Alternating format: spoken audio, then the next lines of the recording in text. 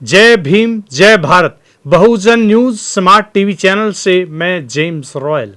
हमने आपको भूपेंद्र सिंह हुड्डा की राजनीतिक डर्टी गेम का पार्ट 2 दिखाया था। आज हम आपको हुड्डा की राजनीति की डर्टी गेम के पार्ट 3 में हम दर्शकों को बताएंगे कि हुड्डा की डर्टी राजनीतिक गेम में जातिवादी गुंडों को खुला समर्थन की वजह से दलितों की हत्या हुई थी।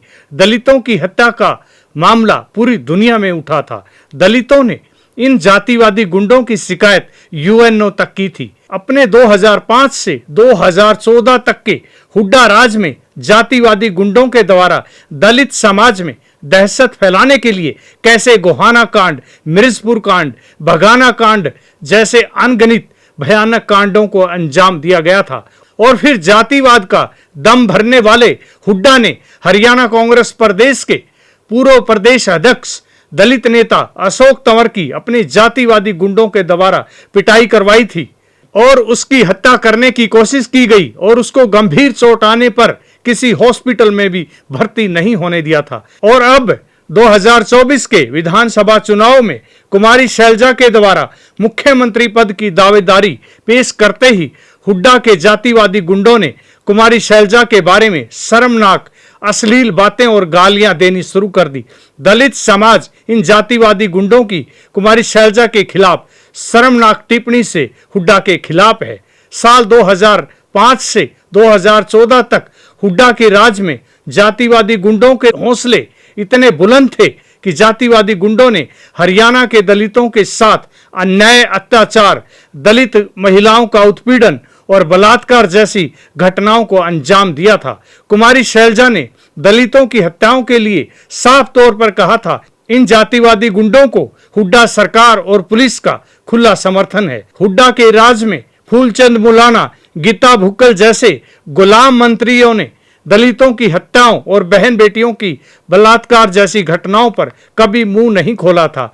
आज फिर हुड्डा ने गुलाम, दलाल और चमचे दलित नेताओं को टिकट दी हुई है जो कभी भी समाज के हक, अधिकार और न्याय की बात नहीं करेंगे। और जो दलित समाज के दलाल और गुलाम प्रवृत्ति के लोग लगातार प्रेस कॉन्फ्रेंस कर रहे हैं हुड्डा को वोट देना है, इन दलालों का दलित समाज में भयंकर विरोध है।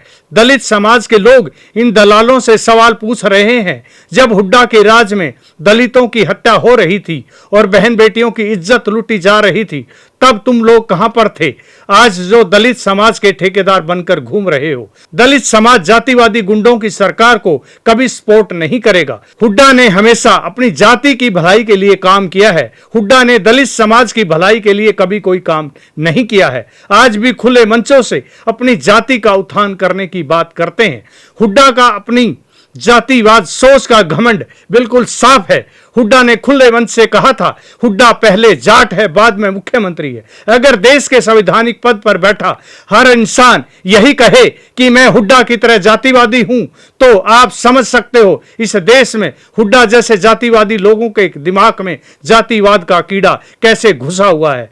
हुड्डा जैसे जातिवादी लोगों का कीड़ा वोट की चोट से ही मारा जा सकता है। अगर इस देश के डीसी, एसपी, जज, गवर्नर, राष्ट्रपति सब यही जातिवादी भाषा बोलेंगे तो फिर देश के संविधान की कोई जरूरत नहीं है।